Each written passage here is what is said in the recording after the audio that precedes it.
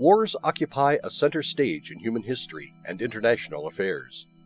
They shape human society further, leaving behind legacies and stories that writers and novelists have always took advantage of when releasing their novels, short stories, and plays.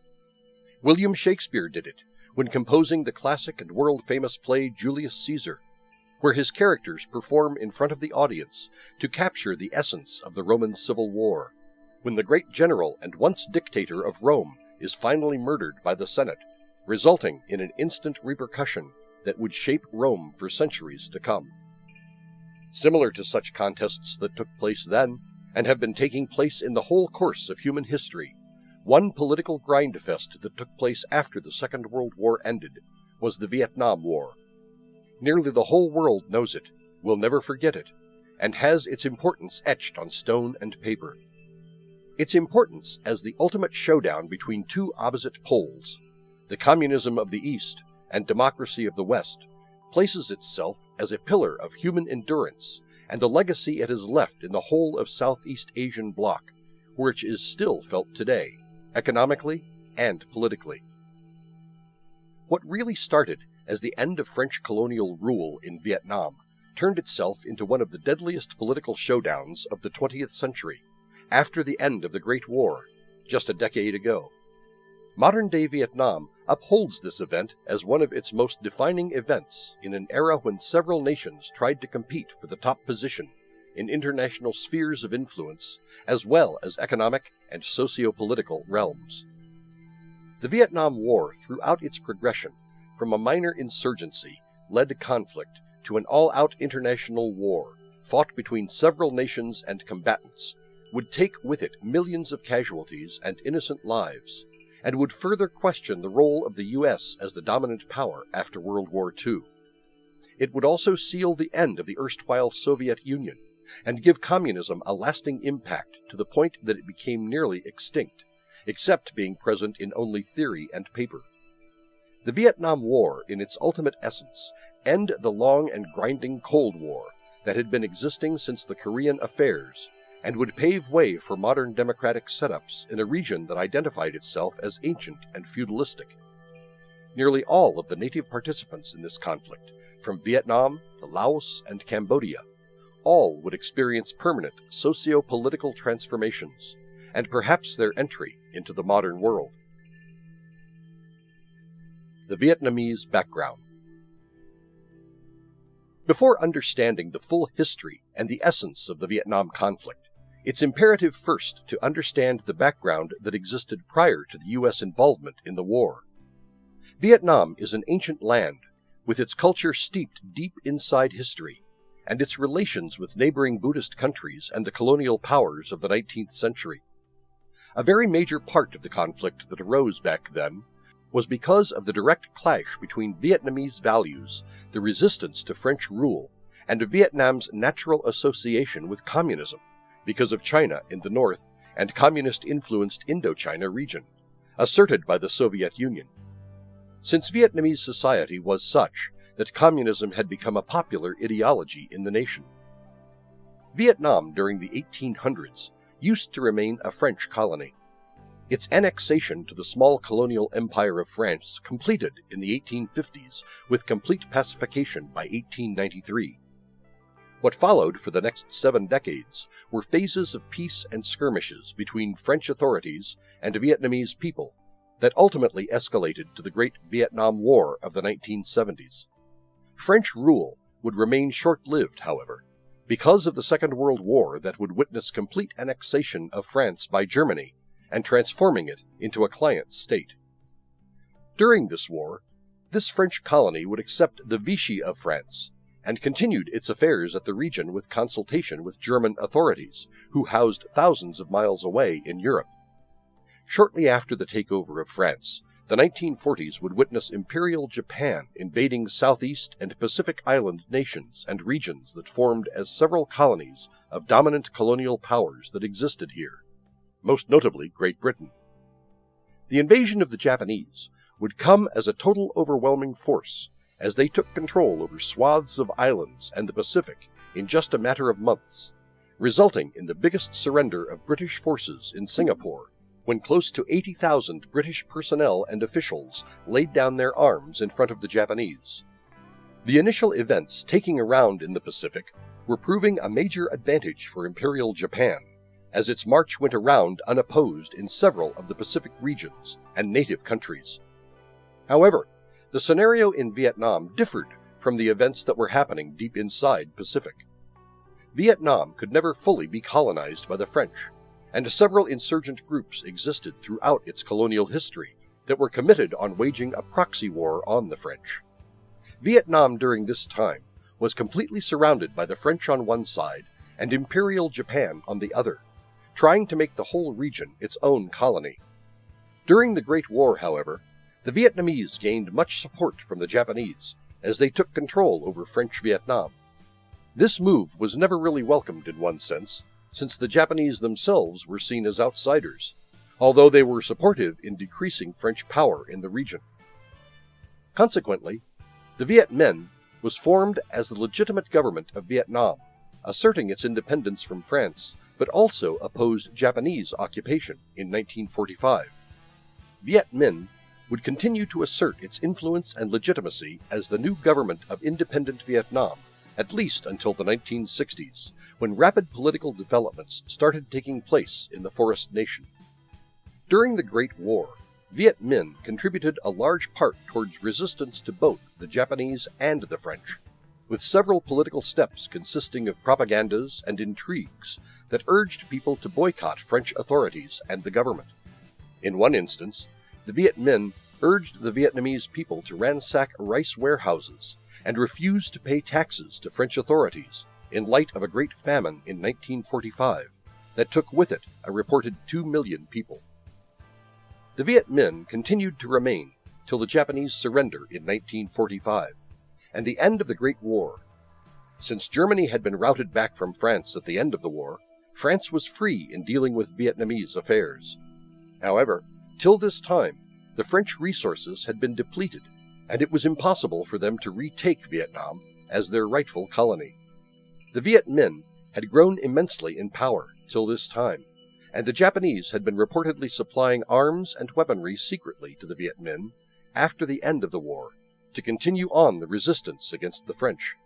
France was also powerless during this time to deal with the nation's internal affairs, since the Imperial Japanese Army was the only force that could maintain law and order in the region.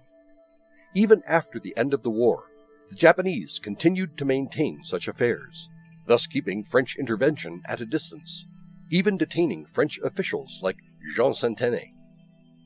In the meantime, Ho Chi Minh officially declared the Independent Republic of Vietnam and won elections in Central and North Vietnam to form the first ever independent Vietnamese government. However, as an unfortunate event, it so happened that the Allied powers in the end agreed that the region belonged to the French and that French authorities would soon start beginning to gain power again in the region. This was seen as a very unwelcome step, and several Vietnamese officials condemned this declaration. Ho Chi Minh thus started putting forward steps to neutralize any attempt for a French retake of the region. Soon after the end of the war, and when Allied powers started recognizing France as the original holder of the region, it was agreed upon that the British would start occupying southern Vietnam, while Chinese troops would move in from the north, as the French had no armies in the region. Several rearmaments for the French took place, and Ho Chi Minh acted swiftly in consultation with the Soviet Union. The agreement was reached with the French that Vietnam would remain as a declared independent state recognized by France in lieu of Chinese forces in North Vietnam. The agreement was never fully recognized, and upon the British leave, the Viet Minh would soon start a large-scale guerrilla war against the French, since the latter entered the city of Hanoi and ousted the Viet Minh in 1946. This would initiate the start of the First Indochina War. Divided we stand. Soon after the Viet Minh declared a guerrilla war on the French, a complex political intrigue had developed in the international sphere. 1950 saw the start of the Korean War, which was yet another case of the communism clashing with Western powers. Korean War would have long-term repercussion in Indochina, As well, during this time the Soviet Union asserted its support for a unified and independent Vietnam against the French-backed efforts by the US and UK. Since by this time China was the new communist ally of Soviet Union, the march toward a more conventional, large-scale war had now started, with little promise for holding peace talks, and the future was becoming inevitable. The insurgency against the French had started on a massive scale as Viet Minh continued to supply its supporters and loyalists with Chinese-supported weapons and ammunition. While the US and other Western powers backed France and recognized the government of Vietnam under Bao Dai, based in Saigon, the Viet Minh put their headquarters at Hanoi in the north. American aid to South Vietnam was immense, with some $300 billion being provided. The scenario in Vietnam was now becoming increasingly tense, as a situation of a large-scale military conflict seemed clear on the horizon, as the Western powers were clear and prepared themselves on thwarting the spread of communism in the whole region, while the Viet Minh, backed with China and Soviet Union, were determined to oust the French and its allies and to establish a communist-led state of independent Vietnam. The battle lines started getting clearer each day, as none of the talks and dialogues were leading to fruitful results. Of course, as is the case with political progress, both sides started issuing propagandas and agendas, with the North stressing on freedom Vietnam from colonial rule, and that South Vietnam was allying and compromising with colonial powers in a bid to align itself with the Western Bloc. South Vietnam, on the contrary, thought it right to oust communist forces in the country, issuing its own version of political thought that communism was antisocial, and that several communist countries had been directly or indirectly involved in proxy dictatorships, resulting in an aggressive tactic to influence neutral nations, even using the hand of force to establish their influence. So, the reasons behind this conflict of ideologies were purely socio-political. On the other hand, Vietnamese society and electorate in general aligned themselves in these two ideologies of thought. One group believed that the situation of the country was such that only communism was fit right to make the country progress further on economic lines, while remaining aligned to neighboring communist nations, while the other group was inclined more toward Western thought of economic development on the basis of capitalism and free ownership of capital and new resources. It was this division in societal opinions that further escalated the conflict into more like a civil war that had several overseas nations participating on its course. By the 1960s, the Viet Minh had been successful in waging a proxy war on the French, and the Battle of Dien Bien Phu, carried out by General Vo Nguyen Giap, gave a stunning defeat to French occupation in North Vietnam. In just a single event, almost all of French garrison over the region surrendered, and the French president decided on the immediate withdrawal of French troops. At the Geneva Convention, a ceasefire was signed between the Vietnamese and the French, and independence was officially given to Cambodia, Laos, and Vietnam. This marked the official exit of the French, with the North Vietnamese finally overseeing an even more prophesied future, that of reuniting the rest of the region under the communist flag. However, the conflict had just started, and there were enough vultures flying on the horizon that most probably got ignored by Vietnamese authorities. With France officially and fully departing from the region, even bigger powers were monitoring the situation. Washington did not appreciate the happenings at Dien Bien Phu, with several of its key advisers recommending a neutral attitude to be kept at best. General Eisenhower, the five-star general who led the Allies to complete victory during World War II, remained apprehensive of the situation, even urging the president to maintain neutrality in this affair, as there were rumors of Vietnam developing nuclear weapons. However, such things have not been proved yet, and there are missing records till date that challenge this claim. The situation in Vietnam was now becoming very reminiscent of the Korean War. The country was divided on political and social lines, and none of the steps taken by Eisenhower and his allies to prevent a possible strife between political forces was heeding in any results. Eisenhower, as president, effectively prevented U.S. involvement in the initial stages of the conflict, even urging the people of Vietnam to go for free and unbiased elections to decide on whether the nation wanted to adopt communism or become aligned toward the Western Bloc. His move was made clear that the U.S. would aid South Vietnam if at all a strife took place, although direct involvement in the war was out of the question, at least for him. Successive presidents after Eisenhower, too, took the same wise path of keeping the U.S. out of the increasing Vietnamese conflict. However, these events would take a U-turn starting from the 1970s, when the war became increasingly tense, inflicting considerable damage to the civilian population. In 1954, upon urging by the Eisenhower administration to carry out free and fair elections in South and North Vietnam, the results received were mixed, and there was a political deadlock. North Vietnam reportedly voted for the communist leader Ho Chi Minh, with several of the surviving records statistically reporting the results standing at 88%, while South Vietnam decisively voted for Ngo Dinh Diem, with 99% votes. Although the latter were considerably rigged by the presidential leader in the South, several American and Western Bloc authorities reported a more modest 70 to 80% of the votes. This created a severe political deadlock, and the division was more than just clear. Eisenhower and his allies had absolutely no choice now but to watch as further events unfolded. Escalations of War. During the time when Kennedy won the 1960 U.S. presidential election, the situation in Vietnam and its adjoining areas had already become very grim. John Kennedy sought to throw ash on fire that could cool down for a longer time, but his assassination during a rally gave to his insight and vision to prevent a large scale in Indochina a massive blow. President Kennedy had come up with one of the most brilliant plans to prevent a massive strife in the region, sometimes called as the American Plan, that was basically an extension to the policy that was provided by President Eisenhower. American aid to the South did not stop there, and Washington insisted on providing financial and political aid to keep Ngo Dinh Diem's regime to the strongest level as was possible. However, South Vietnamese government was being proven extremely inept at keeping even its domestic issues at check, as several military coup attempts were carried out on Ngo Dinh Diem.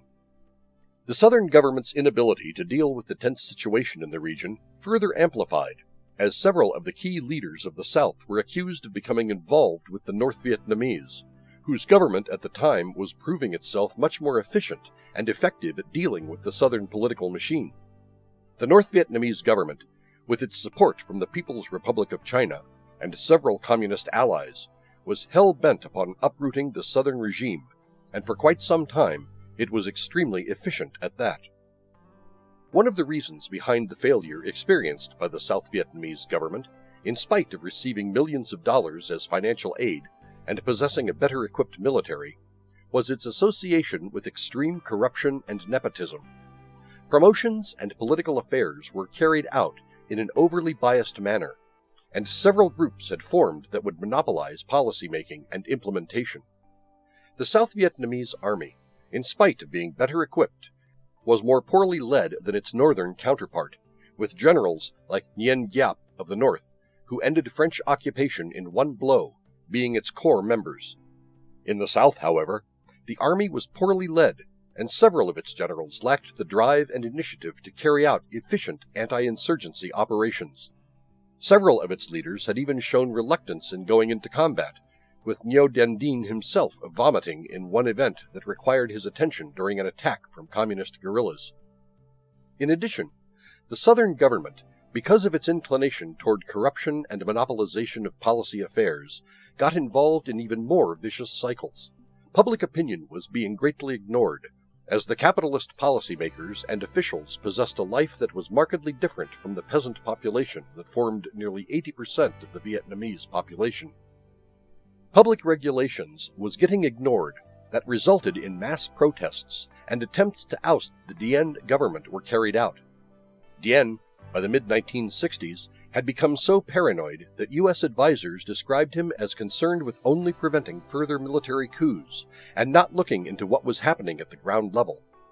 Several Kennedy advisors had even sought to increase military intervention and supply U.S. troops to the region, a suggestion that got rejected by him, stressing on the fact that even if Americans were to gain a considerable strategic advantage in the region, this would prove very retrogressive and have grave adverse effects in the long term, considering the international sphere. Several key advisors also sought to increase military presence in the region, in one form or another. Maxwell Taylor and Walt Rostow advised Kennedy to send U.S. troops disguised as flood relief workers.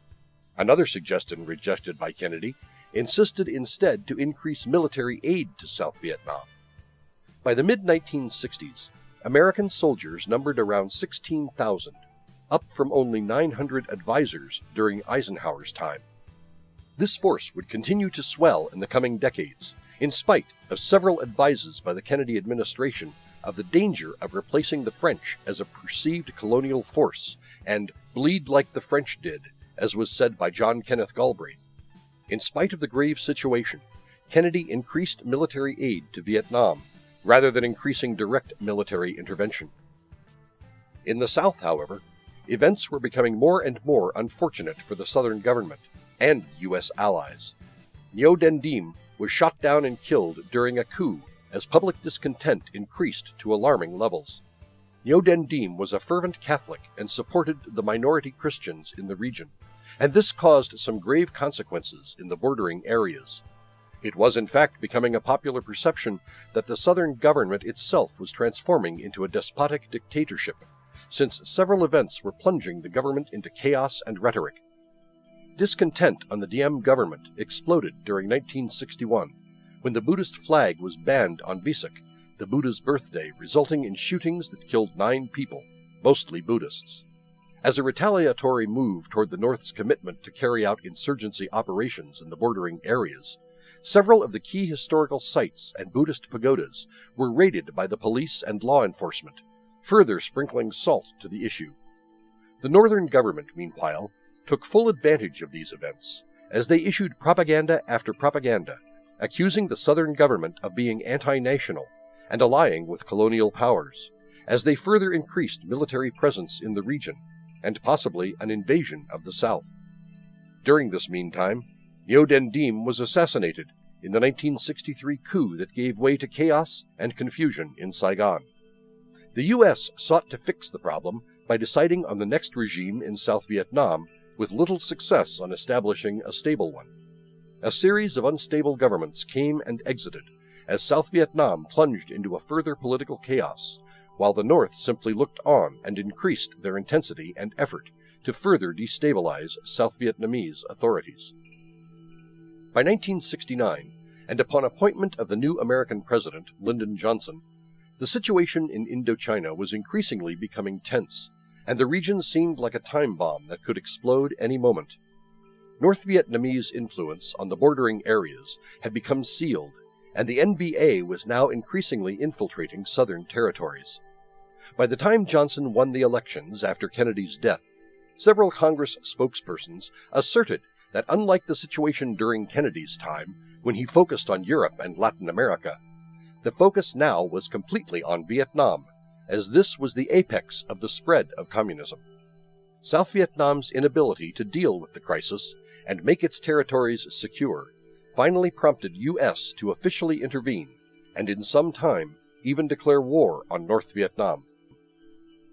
Escalation during Johnson's tenure. The next incoming president after Kennedy's death was Lyndon B. Johnson, and he spent almost all of his tenure during the Vietnam conflict.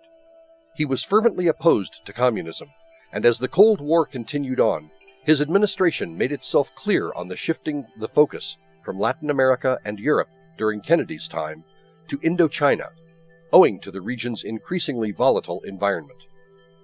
This challenge was now clear and inevitable on the jungle-covered hills and marshlands of Indochina. Several adjoining areas of Cambodia, Thailand, Malaysia, and Laos were under direct threat from North Vietnam and its communist-supported allies from the north. During the time when South Vietnam plunged itself into complete political chaos, North Vietnam strengthened its position and recruited as many members as was possible through its population. Ho Chi Minh was one of the first charismatic and independently elected leaders for the North in several decades, and people rallied behind his message, perceiving his vision as revolutionary and for the common good of Vietnamese people. The North also bolstered as possessing some of the finest generals like Nguyen Giap, who had shown their ability on the most stressing situations. Being an insurgent group of around 16,000 in 1959, the Viet Cong had by 1964 become 100,000 strong army, able enough to conduct long-term guerrilla warfare in the South.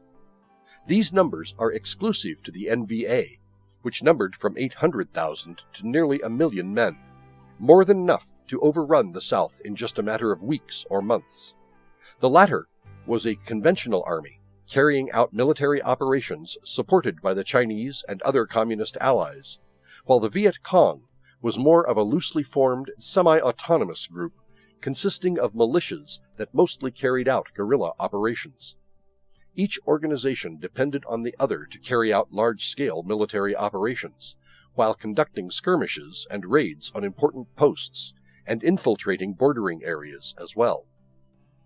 During Johnson's time, the Vietnam conflict rose to its ultimate peak after the so-called Gulf of Tonkin incident, where several U.S. naval vessels patrolling the seas were either attacked or stalked by, in some instances, unknown boats.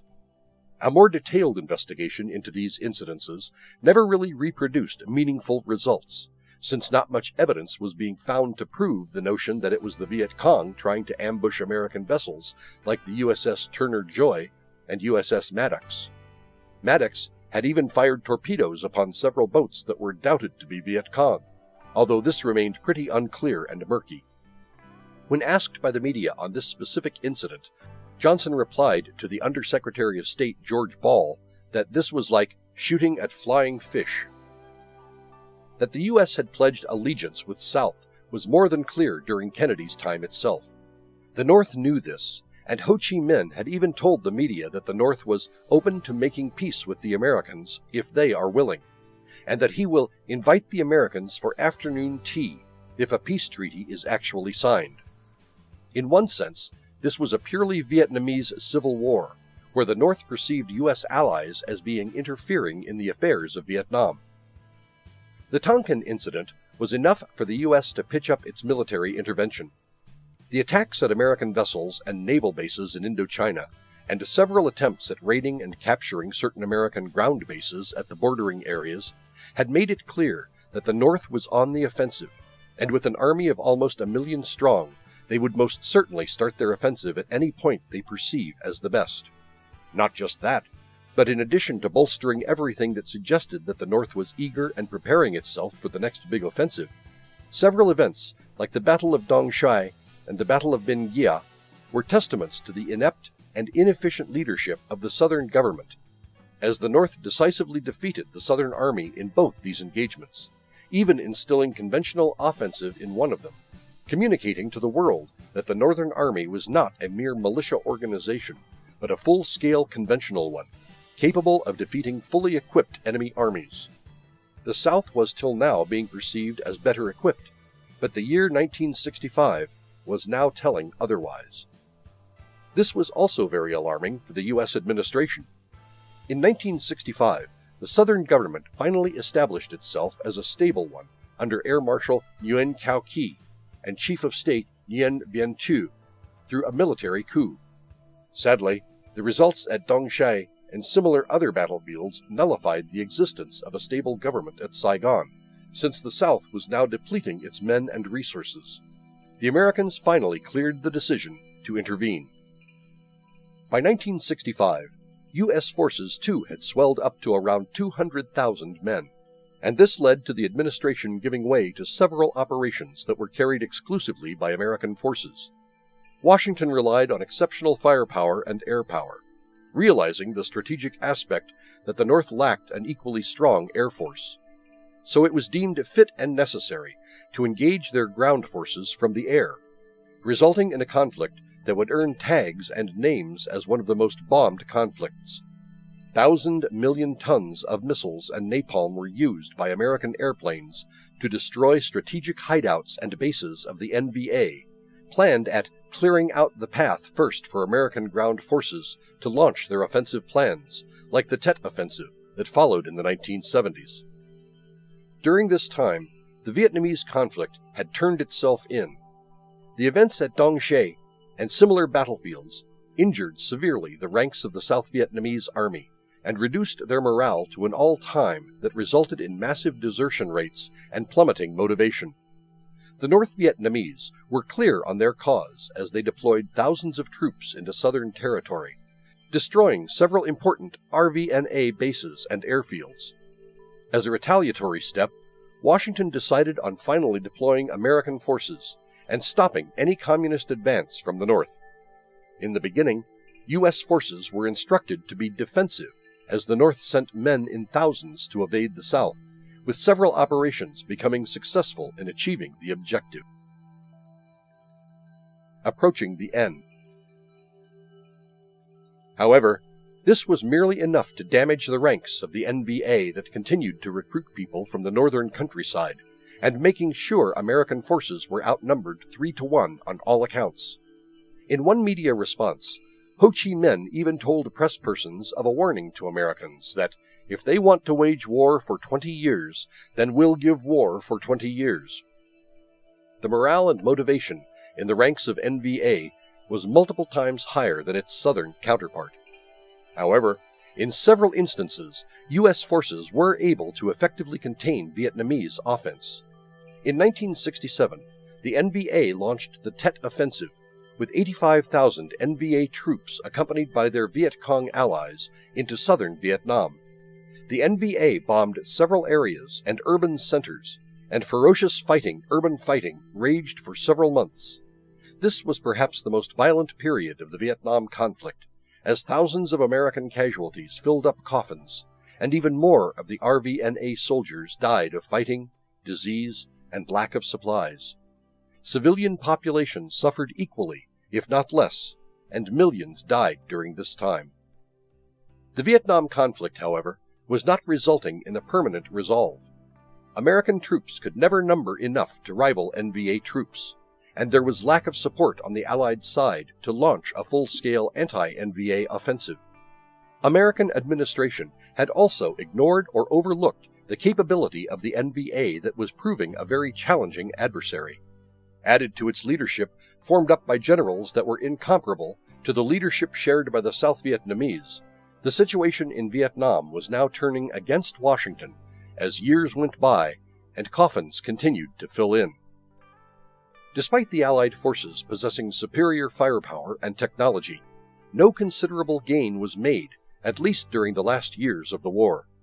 Several operations, like Operation Commando Hunt, Operation Rolling Thunder, among others, were successful in reaching preliminary objectives, but failed to inflict considerable damage to the NVA. The Tet Offensive was seen both as a failure and a success on the hands of the Americans, in the sense that Allied forces were able to hold off the crux of the NVA offensive for several months, but could never withstand the massive wave. From the NVA's point of view, the Tet Offensive was a major success in terms of political gains.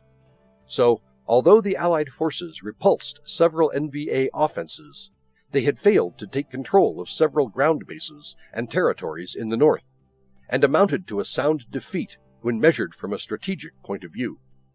On the other hand, while the Tet Offensive saw some of the worst military disasters for the NVA, it proved to be a major political victory for them as Allied forces diminished in the region, while the NVA retained much of their original stance.